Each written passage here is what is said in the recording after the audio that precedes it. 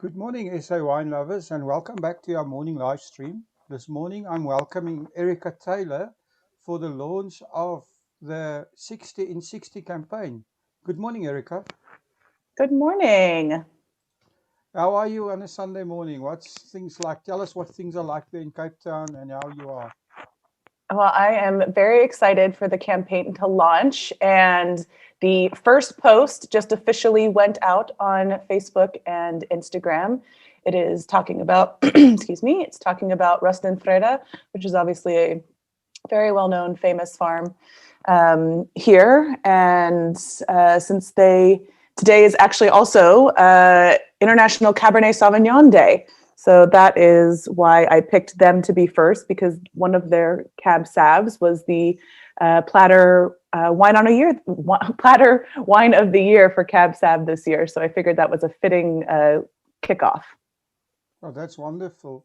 So, Erica, tell us a little bit. Our listeners have heard a lot about this campaign, but tell us a bit, just a bit of background, what the 1660 campaign is and what you hope to achieve with this whole campaign.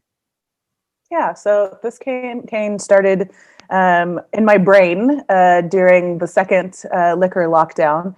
And I think that 60 and 60 South Africa kind of has a nice ring to it. So I'll be featuring one producer and one of their wines a day. Some of the producers are very small and only available here in South Africa. Some of them are available all over the world. I want to hopefully get exposure for some of the little guys and just kind of shine a light on some of the really cool things that we have happening here in South Africa to try and help save some of the farms that might not be able to make it due to our 5-month prohibition. Well, it's absolutely awesome, and I think the producers are going to be over the moon. The ones that are featured, and obviously, I really think that our public has been very very good in supporting us. We've got 55,000 people on this Facebook group, and I just want to take the opportunity to say thank you for each of those 55,000, because not only have they shared this stuff with their family and friends, a lot of them have actually gone out and bought from our producers, which is absolutely fantastic.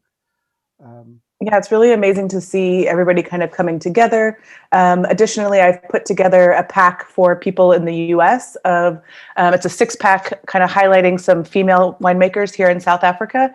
And that's through Lifetime Vintage. So if anybody wants to check that out, the links are on all of our social medias and me, Uncorkified, obviously discussing it, trying to do my small part to actually sell the wines abroad and get a better market hold when people can't necessarily travel there. so just back to the campaign, I see I've seen on your website, if you can give a link quickly to the page where people can actually see the producers and the producer calendar, that would be fantastic. And I Yes, I also will share that. see on that page that you've signed up quite a few producers. So if there are guys that still want to get in, how do they get in and make sure that they're part of the 1660? So we've already picked all of our producers for the campaign, but we've also been in contact with each and every single of the individual wine routes, and we've been encouraging them to do their own campaign with their people, and we'll also share those as well. It's kind of a curated list of, being obviously in the industry, people that we have relationships with, and people that we want to continue to support. We know that we cannot possibly pick everybody, but who knows what will come of this campaign. Maybe it will continue and we'll expand. Maybe we'll do another 60 days. Maybe we'll do every day and then eventually get through all the wines of South Africa. But for right now, just for people to be able to support and share, and hopefully their wine route can share their information as well. Okay, so if I understand you correctly, if people haven't made your list, if I can put it that way, or they're not on the regional list, they can still go to the local wine route, become part of that list, and this will also be shared on all the relevant social media, which is absolutely fantastic. Yes, that is up to each individual wine route how they want to do it. But I have been in contact with all of them, and all of them have been very keen to support and jump on and share, especially when we're featuring. So the 60 and 60 campaign does have somebody from every single wine route, no matter how small. So there is a little bit of an opportunity to spread the light. on some different regions, and some of them only have 3 or 4 or 5 farms. So definitely had to kind of pick from that. But yeah. Okay, I'm just looking at your website here. It's www.saveSAwine.co.za /60 in 60. So if anybody wants to know who's on it and get a calendar of which days producers are featured, they can see it there. I assume you're gonna put additional information about the wine routes and stuff on here as the campaign rolls on, Erica. We will indeed. It has been amazing and overwhelming. So just to show you kind of the magnitude of what we're working with, there's going to be 360 pieces of individual content going out over the next 2 months. 6 posts a day for each and individual producer, 3 on Facebook, 3 on Instagram. So it's a lot of coordination and scheduling to get everything to go out. So every day you can expect at 8 a.m. you'll get a little background on the producer, which today you can already see that Rustin Freda has already gone out. And then at 1 p.m., you'll get information on the winemaker or winemakers. And then at 5 p.m., just when it's time to pop open a bottle, you will get information on a specific wine that they have chosen that they want to showcase. So the wine that they're showcasing is something that I've left completely up to them, whatever they want to showcase about their brand. So definitely have a read, and wherever we can, we'll post links to where you can purchase, either in the UK, Europe, US, and obviously in South Africa. We're also working with Cape Classics and Cape Ardor, Caprio as well, and Port to Port, to get as many locations for you to, and make it as easy as possible for people to purchase the wines. Well, that's fantastic. I just want to, tell people these 60 days are starting today and ending on the 28th of October, and we really need all of you to follow, to share every post, and of course to buy from every producer. We expect every listener, every member of our group to buy from every producer during the 60 days. I'm obviously only joking. I know you can't buy from every single one, but the more people you can support, the better. But just on a serious note, there is a major reason why we need your help. And Erica has actually summed it up very nicely in a previous post that I'm going to just summarize for you. We've had a nationwide prohibition of alcohol, and after that, Vinpro estimated that, over 90% of your wineries have cash flow problems. Isn't that amazing, Erica? That's crazy to think about, that many people, and think about all the 300,000 plus jobs that then are potentially on the line. And then of the dependence of those people that are potentially on the line. So it's just massive blow to the South African Yeah, community. I'm looking at the stats here. They say that there's 18,000 jobs that's already on the line in the next year and a half. And like you say, the total industry is over 300,000 jobs. But even worse than this, the wider wine tourism industry, which is one of the biggest industries in South Africa, has lost revenue of over 2.5 billion rands between March and July, which is obviously a massive blow to the whole economy of the whole of the Western Cape, but the whole of the wine industry. And then I think the other thing that's really going to be a problem is the whole 300 milliliter surplus of wine that the guys have with a harvest that's coming. I don't know if you in your talks with producers what they are saying about this. Yeah, so there's definitely, I mean, we got, hit with this right in the middle of harvest, and some people didn't know if they were going to be able to finish their wines. And in the 11th hour, I think FinPro made everything possible that people could at least finish making the wines. But because we have so much excess, we either need to export it or figure out it needs to go somewhere. And people have also said that for 2021, they won't necessarily buy in grapes from the outside because there's already a surplus. So people that are independent grape growers are really the most at risk because they will not have anybody to sell their grapes to, because people that are already growing their own grapes on their farm will just be using what they have to produce their wines for the next year because we will have such a surplus. So I think those are the thinking about guys. Those are the guys at most risk is your independent grape growers. I see with the Vinpro numbers, they estimated 12.6% of those guys could go out of business, but that number could rise.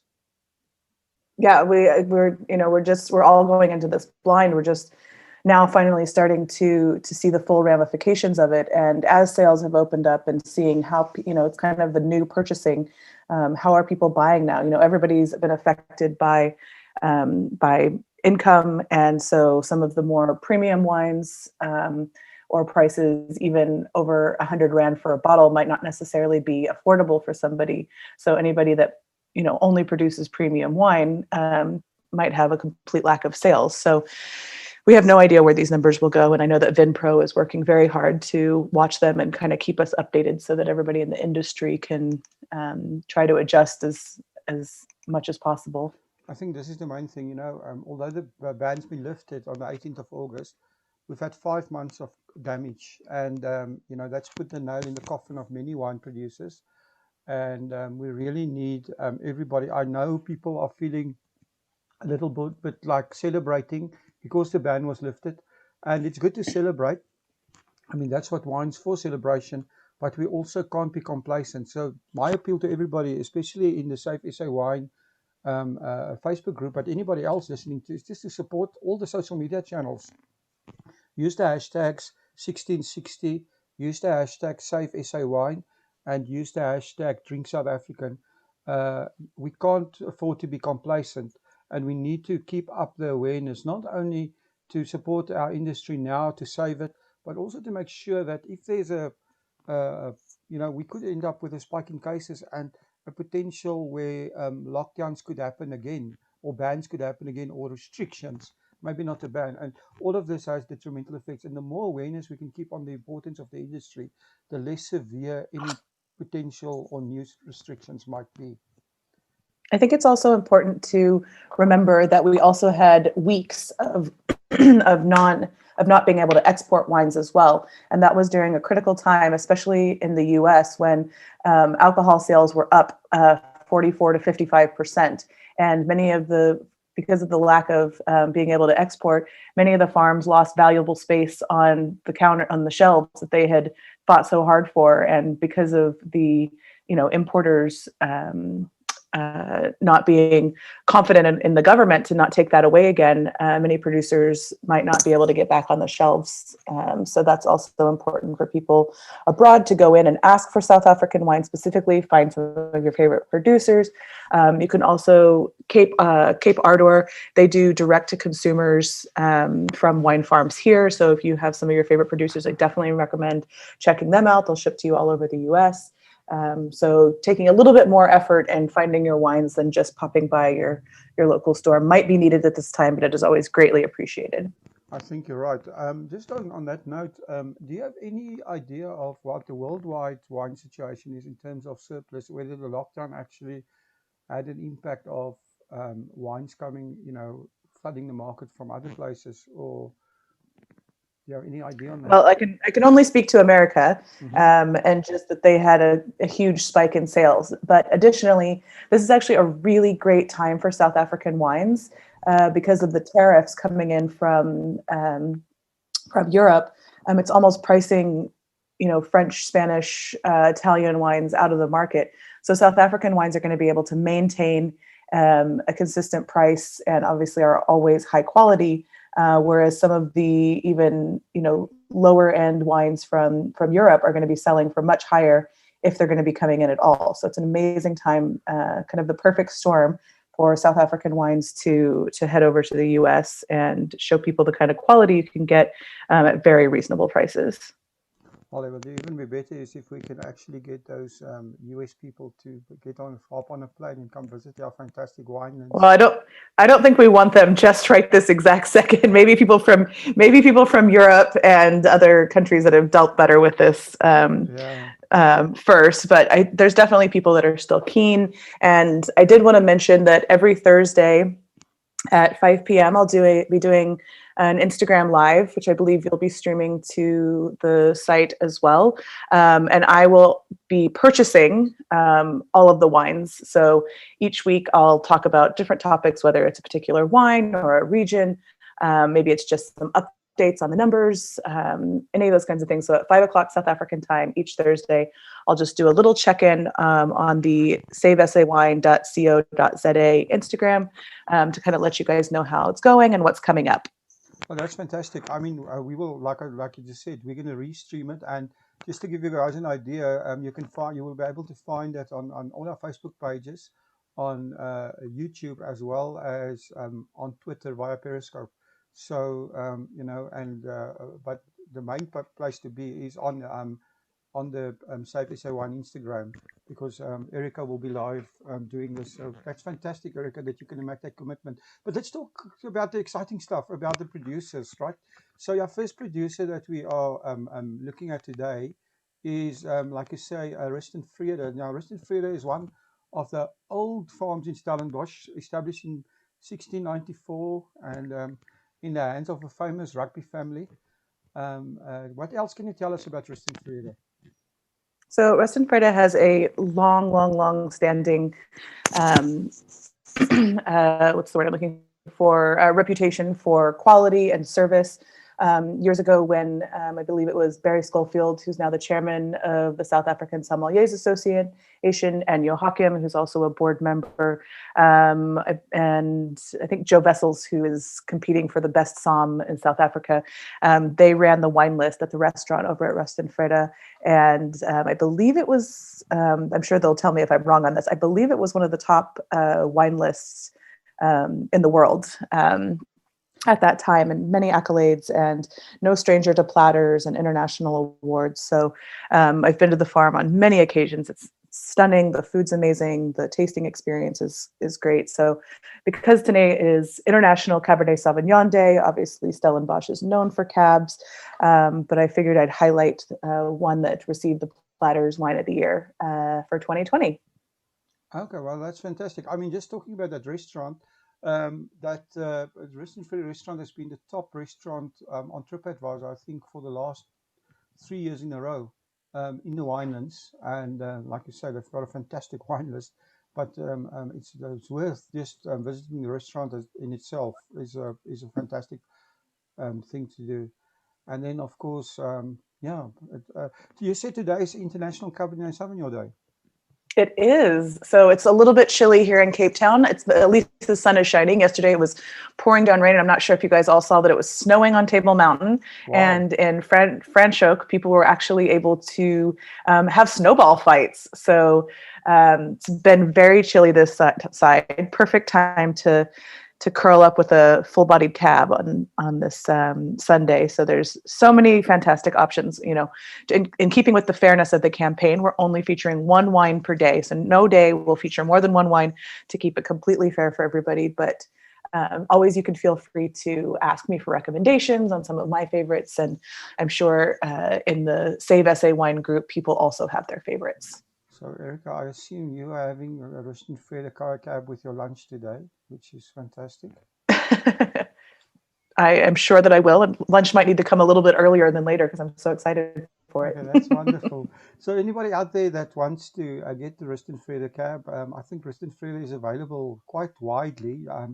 You unfortunately won't be able to get it today because the shops are closed. But if you still want to buy it, you can go out and you can definitely order it online or go buy it on Monday. If you have it at home, open it. And the Rust and Freda website for wine sales is very easy to use. So definitely check it out and see what else they have on offer. Okay, awesome. Erica, thank you very much for highlighting this, and thank you for putting this whole campaign together. This is really fantastic. And all we can say is, guys, please go out, use the hashtags. You want to repeat those hashtags for everyone, Erica? Yes, so we're using all three of them in tandem with each other to really get the point across. So it's hashtag 60 and 60 with the numbers not spelled out, 60IN60, and then hashtag Save SA Wine, and then hashtag Drink South African. So if you use all three of those